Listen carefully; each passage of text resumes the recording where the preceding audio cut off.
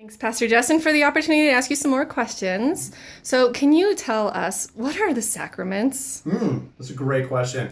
So, the sacraments are any liturgical act that communicates the grace of God to us as human beings. And in the Protestant tradition, including what we do here at Columbine United Church, we have two sacraments. One is communion, or the Lord's table, or the Lord's Supper, depending on your tradition and what you call it.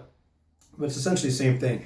This idea that Jesus Christ hosted the bread and the cup with his disciples, and then the New Testament writers encouraged us to continue doing that as the church. And so we continue that practice here at Columbine United Church.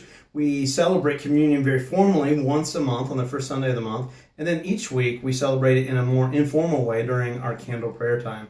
The second sacrament is baptism, and so we baptize all different sorts of people and ages here at Columbine United Church, mostly babies and toddlers here at Columbine, but also adults and teenagers and all kinds of people and in between. And that baptism, once again, communicates that grace of God to us as human beings just as much as communion does. And it reminds us over and over again that God is in our lives, is in the regular, everyday aspects of our lives, and that the common things, or what even people used to say, the profane things of life, really are sacred and really divine.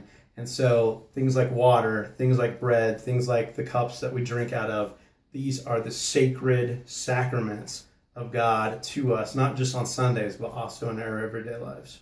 All right. Thank you, Pastor Justin. Absolutely.